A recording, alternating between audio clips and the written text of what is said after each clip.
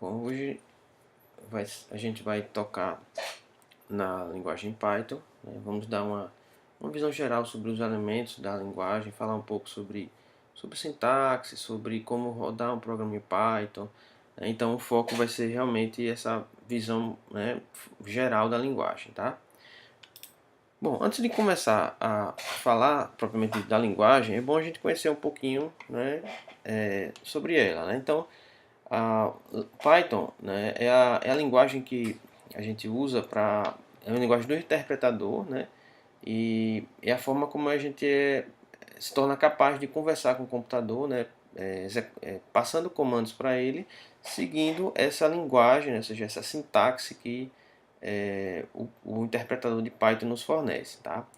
Então, uma pessoa que sabe falar, sabe escrever em Python, né, é chamada de Pythonista, né? E esses Pythonistas, eles usam software que foi desenvolvido, né, pelo Guido van Rossum, né, que foi o criador do Python, né? Então, diferentemente do que as pessoas imaginam, né, o nome Python não vem, né, da serpente, né, da chamada Python, né, mas vem de um programa inglês, né, da década de 60, final da década de 60, mas que particularmente eu nunca assisti, né? Então quem tiver interesse, basta procurar aí no Google e dar, né, pegar mais detalhes sobre isso, tá? Então é só um pouquinho da história da linguagem para que vocês não saiam falando coisa errada por aí, tá? Bom, então uma coisa que realmente vocês devem ficar, assim, não ficar chateados, né?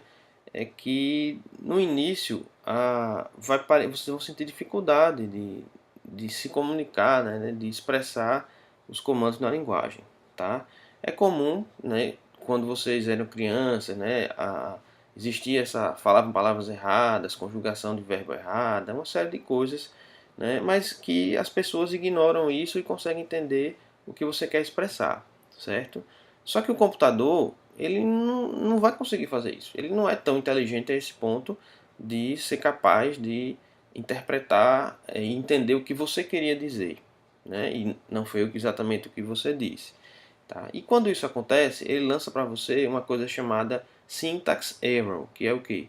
Erro de sintaxe, ou seja, você não está se expressando segundo a sintaxe esperada do Python, né? Então, a questão toda é mais fácil para a gente aprender uma linguagem como Python, que é uma linguagem restrita, não chega nem aos pés da complexidade da língua portuguesa, por exemplo, nem da língua inglesa, mas para o computador entender o que a gente quer falar, ainda hoje é um desafio, né? Então você tem os tradutores, o reconhecimento de fala, que são aplicações, né, altamente complexas, só que não funcionam super bem ainda, tá? Tem uma série de problemas, né? Você identifica isso, por exemplo, no carro, você que tem Bluetooth, você manda ele executar determinados comandos e grande parte das vezes não funciona como você espera, né? Então, não se irritem também com o Python quando vocês obtiverem esse erro de sintaxe, é uma incapacidade dele de entender você, né? E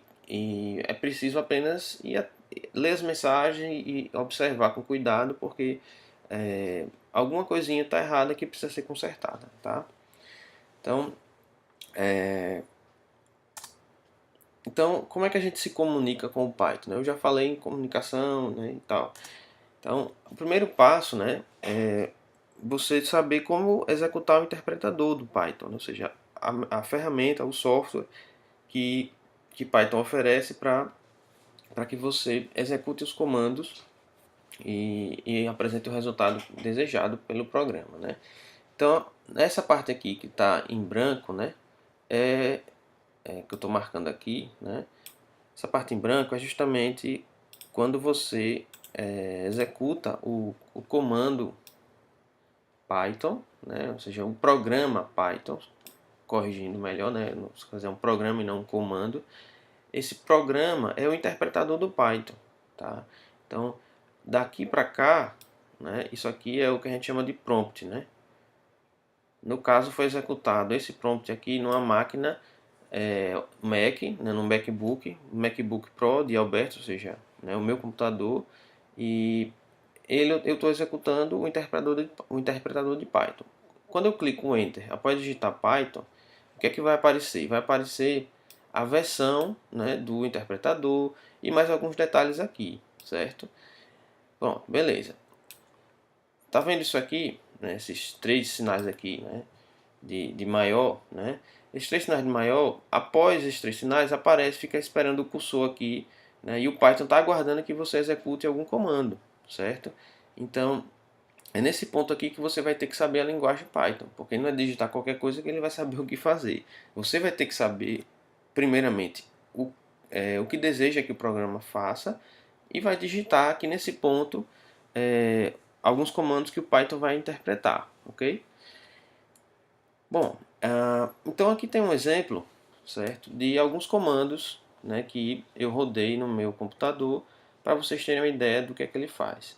Então, esse primeiro comando aqui, certo, ele vai atribuir a uma variável chamada x o valor inicial 1, tá?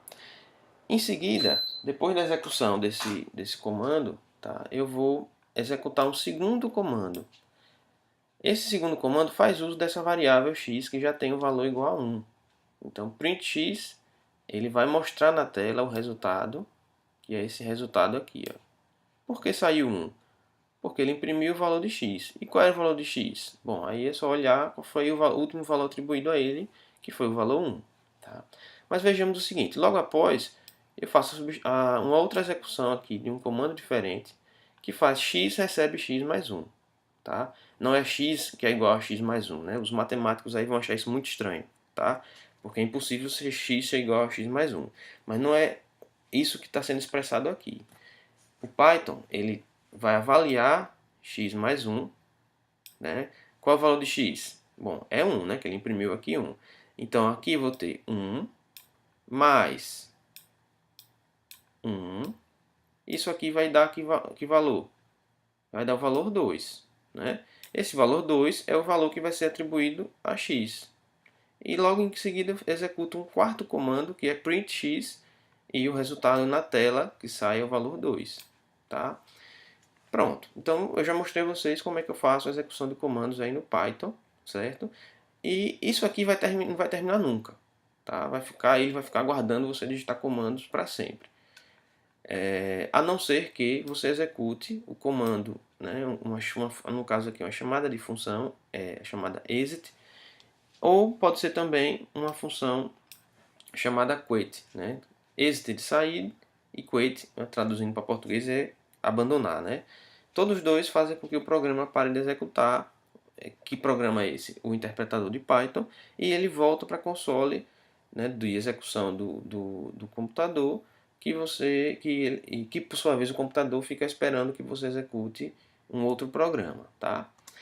Bom, isso mostrei a vocês como é no Mac, né? Mas você pode executar aqui também no Linux, né? Do mesmo jeito, com Python, e também você pode executar no Windows, tá? Só que o que ele vai mostrar aqui é um pouco diferente, né? O prompt de comando do Windows é um pouco diferente, tá vendo? Eu estou informando aqui o local onde está o programa executável do Python. Então, C dois pontos barra Python 27, né, 2.7 barra Python.exe. Então, isso está expressando que o programa Python.exe, que é o interpretador de Python, está localizado na pasta Python 27, que por sua vez está no raiz da unidade C. Tá? Então, se vocês forem lá na unidade C, entrarem na pasta Python 27, vão encontrar lá dentro um programa chamado Python.exe. Aí a pergunta, tá, tem que ser Python 2.7? Não, pode ser outra pasta. Né? No meu caso, inclusive, vou demonstrar, quando for explicar sobre instalação, uma opção que você pode usar, né, alternativamente a esse aqui. Tá? Mas para rodar esse programa Python.exe, você vai ter que informar a localização dele completamente, porque, né, não vai ter como adivinhar onde é que o Python está localizado no seu computador. Tá? Pronto, beleza. Aí aqui eu estou mostrando também um outro programinha que é um Hello World, né? E ele executa aqui um comando para imprimir a mensagem Hello World na tela. Tá? O mesmo comando está sendo impresso, está sendo executado aqui, e o resultado é exatamente o mesmo, seja no Windows, seja no Linux, tá? No caso aqui é um Mac, né? Mas se você for fazer isso no Linux, vai ser muito semelhante, não vai dar praticamente diferença nenhuma, tá? Até porque os dois têm uma base comum aí, que é, né, uma herança do Unix, né? Bom, mas beleza. E o que é que a gente vai dizer para o Python, né? O que é que... Então, aí é onde entra o aprendizado da sintaxe da linguagem. É o que a gente vai fazer, né, durante a boa parte do curso, é entender o que é que o Python oferece de recursos sintáticos para a gente escrever os nossos programas, tá? Então, é necessário que a gente aprenda o vocabulário, né? Ou seja, quais são as palavras, tá? Né? Ou seja, variáveis, palavras reservadas, tá? Então a gente declara aqui as variáveis, né? A gente usou uma variável no programa anterior ali, uma variável chamada x, tá? Mas existem palavras que já estão definidas no Python e que você não pode usar como variável, tá? A gente chama isso de palavras reservadas. São palavras que o Python já bloqueou, que você não pode usar, tá? Ele já tem um significado fixo na linguagem, tá?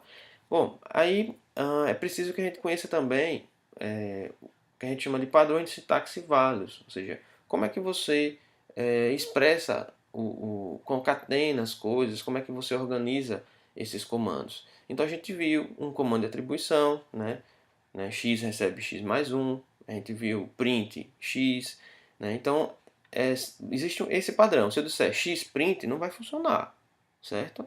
Então tem que obedecer esse padrão de sintaxe que é esperado, tá? E a ideia é que você crie um programa como se fosse uma história, um algoritmo, né? Uma sequência de passos que o programa vai executar, tá? E essa história pode ser bem longa, tá? Depende da complexidade do que o programa, né, vai fazer. E isso depende do usuário, né? O que é que o usuário pediu que o programa faça, tá?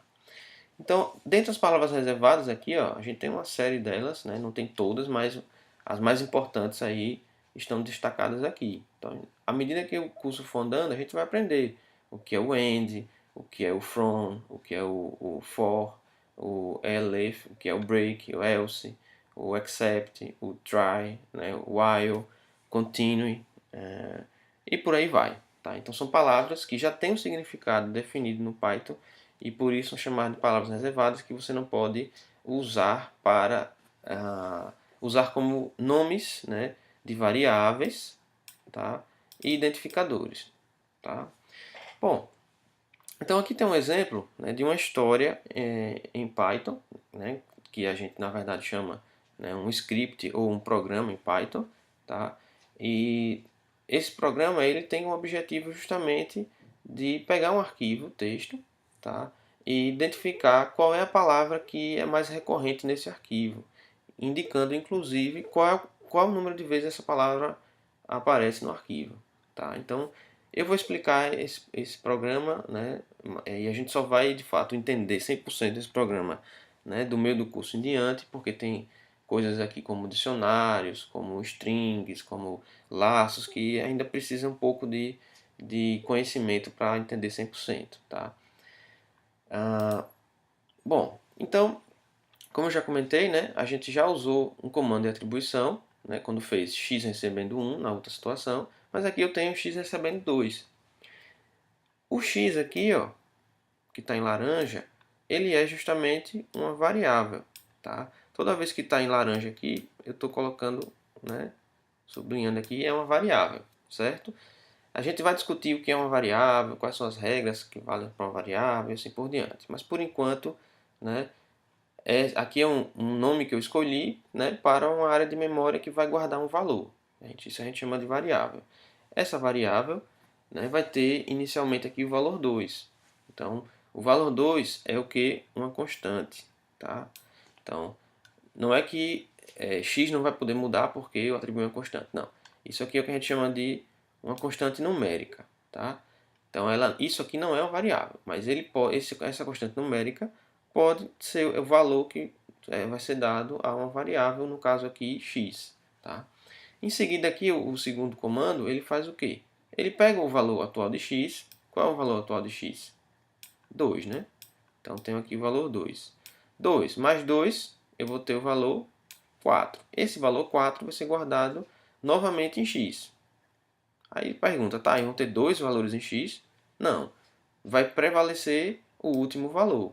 Então, x vai ser igual a 4 e vai deixar de ter 2 lá dentro de x. Tá? O que 2 se perdeu foi sobreposto pelo valor novo, que é o valor 4. Tá? E o que está em amarelo, né, é justamente a palavra reservada. Que palavra reservada a gente tem aqui? A palavra print, que é o comando que faz a impressão de valores na tela. Tá? Bom, então, como eu já falei, né, o Python, né, ele permite que você execute o interpretador e ele fica guardando comandos um após o outro. Tá? Isso é legal para quando você tem situações que quer fazer um programa simples, fazer um teste, verificar até mesmo a sintaxe da linguagem ou determinado recurso. Tá? Só que para programas grandes, isso não faz sentido. Você digitar comando por comando, tá, para executar o Python. Até porque você pode estar lá digitando e de repente dá um problema e você perde tudo que você digitou. Então isso não é prático.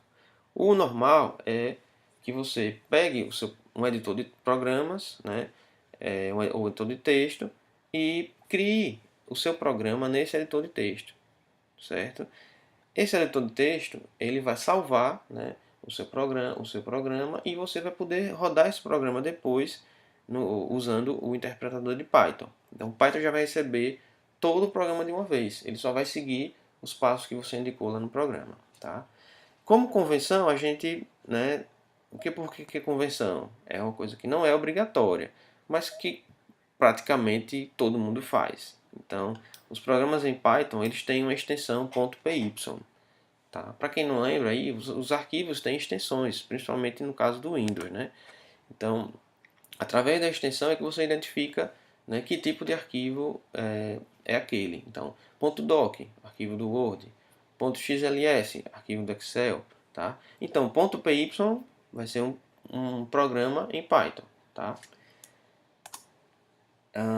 Então vamos começar, né, a escrever um programa bem simples. Né? Então vamos pensar aí como é que seria. Você tem a opção de fazer no modo interativo, né, no qual teria que digitar o programa todinho, né, linha por linha lá no Python, ou você pode criar um script, ou seja, um arquivo contendo todos os comandos que você vai digitar no editor de texto e vai mandar para o Python executar, né, aquele arquivo. Então, ao invés de você simplesmente chamar Python, você chama Python e passa para ele o nome do arquivo que ele vai executar. Ok? Então, a gente tem um programa como sendo uma receita, um conjunto de instruções, né, uma sequência de passos, né, que devem ser executados, né, numa certa ordem. Tá?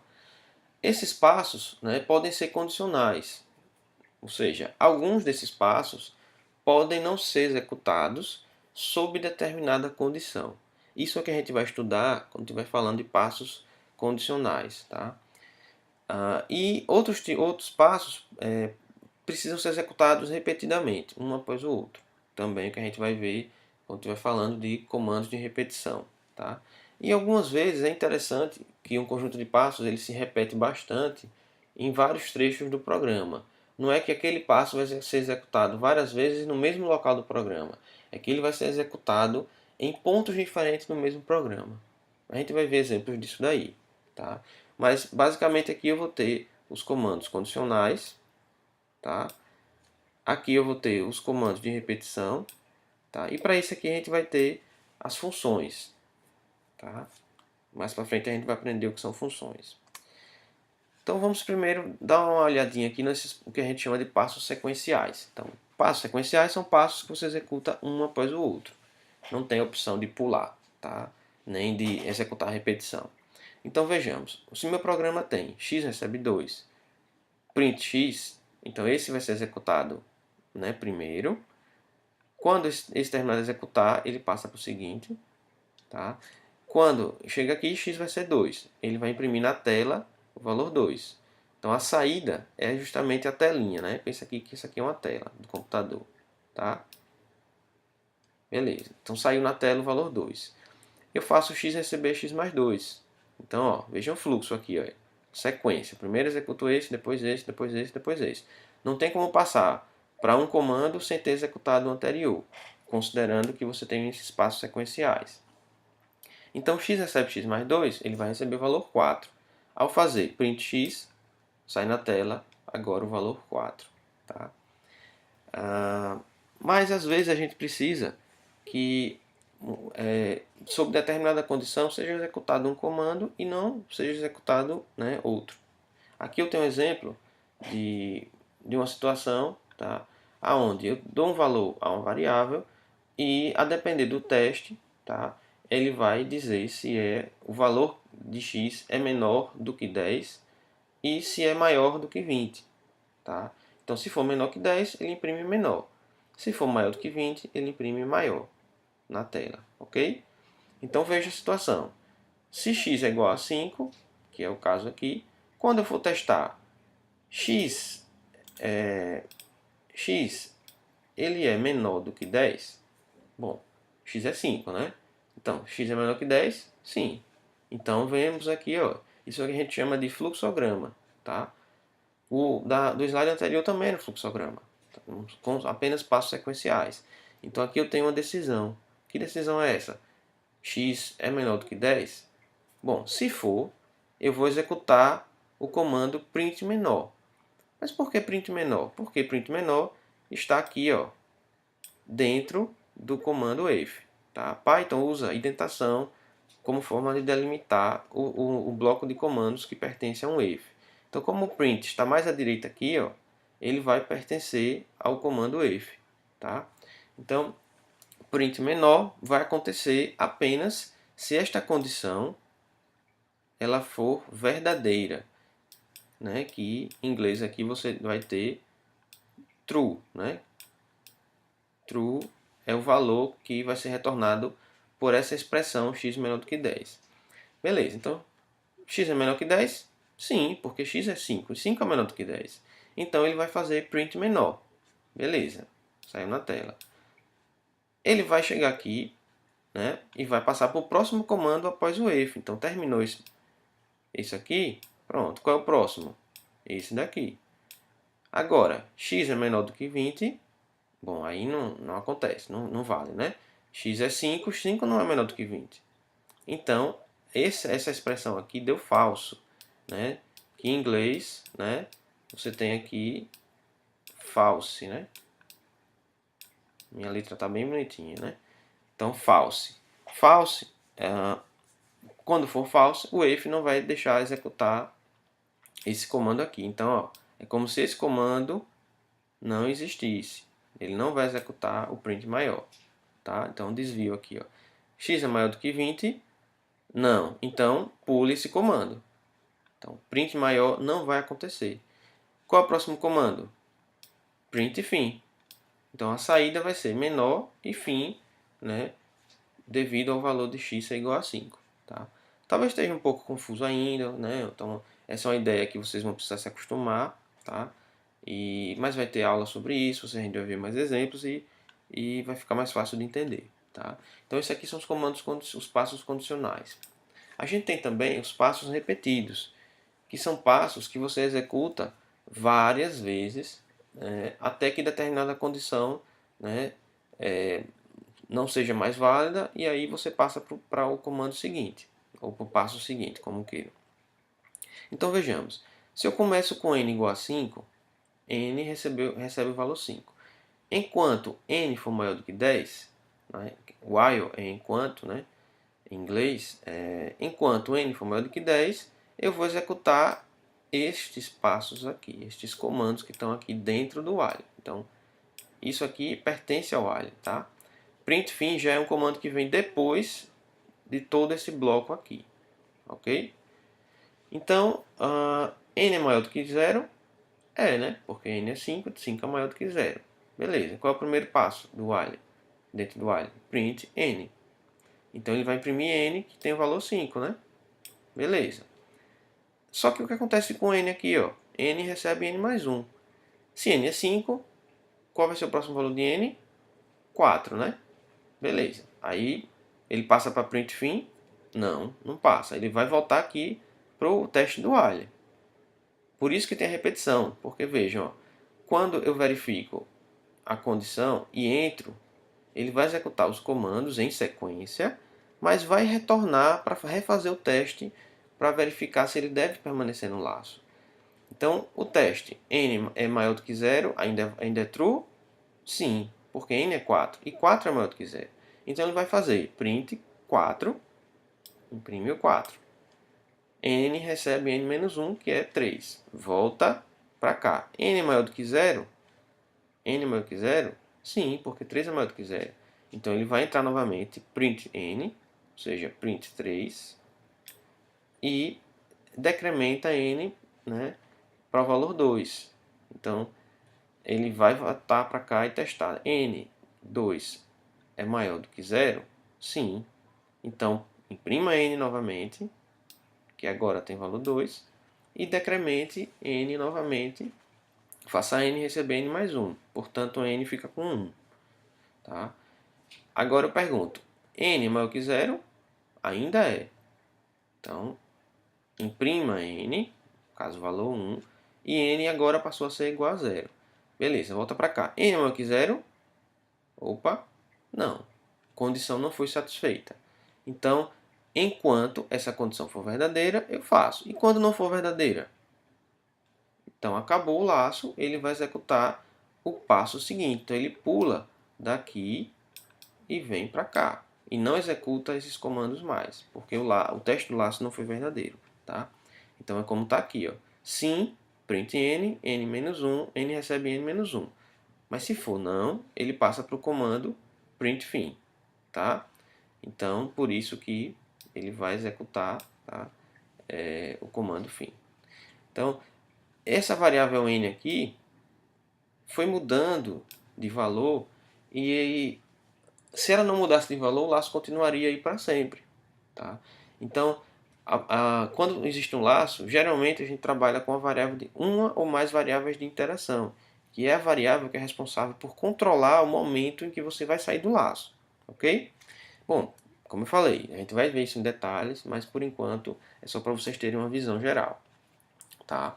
Então temos aqui um programa mais complexo, que eu já mostrei para vocês várias vezes, e esse programa mostra justamente o que? Aqui eu tenho comandos sequenciais, tá? Eu vou executar esse comando, depois esse, depois esse, depois esse, depois esse, e em verde, tá? Existe aqui um comando for, tá? For é um comando que executa, assim como o while, este comando aqui dentro, que pode ter mais de um inclusive, basta eles estarem aqui, né, indentados, tá? Em relação ao laço, e ele vai executar, né, esse laço várias vezes, né, esse comando que está aqui várias vezes, até que ele tenha percorrido todas as palavras. Tá? A gente vai ver isso em detalhes, mas por enquanto acreditem no que eu estou falando. Tá?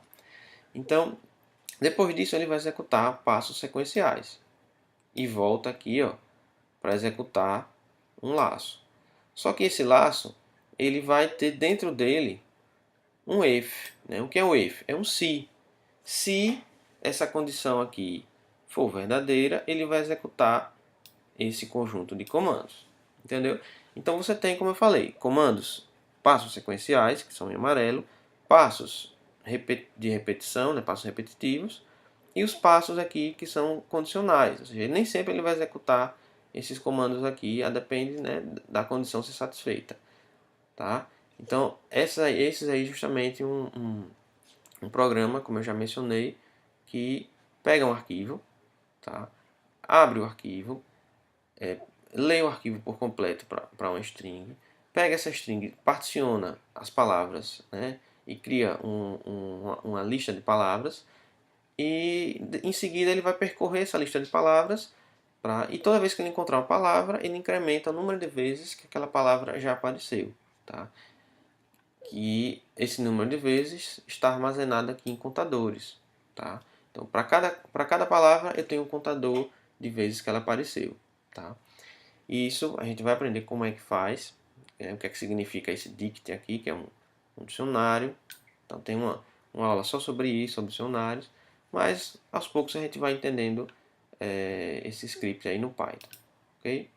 Bom, além disso, tem uma coisa que eu queria destacar aqui, que é justamente esse raw input, né? Que é o que?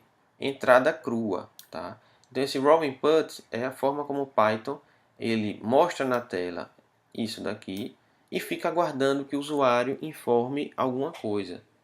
Então, esse está em destaque aqui é em azul claro, é uma função, isso é uma função. Assim como ó, open também é uma função, certo? Que você executa para abrir um arquivo, ok? Então a gente tem as sentenças, né, que, que podem utilizar aqui os contadores, né, das palavras, tá? E esse ponto de baixo aqui, né, ele tem o objetivo de encontrar o maior contador, né, de palavras, né, das palavras, quer dizer, a palavra que tem o maior contador, tá? A gente chama de palavra mais frequente, e esse contador, né, justamente está aqui, ó, o maior contador recebe o contador, tá? Então, por enquanto, não vou entrar em muitos detalhes porque vai ser complicado explicar isso para vocês sem ter construído passo a passo isso daqui. Então, nas próximas aulas a gente vai entrar em mais detalhes sobre isso, ok? Bom, então, como sempre, né, esses slides, esse vídeo tem licença, né, aberta do Creative Commons e vocês podem, né, copiar, reproduzir, né, sem problemas, né, e foi baseado aí nos slides do professor Charles Severance da Universidade de Michigan, ok?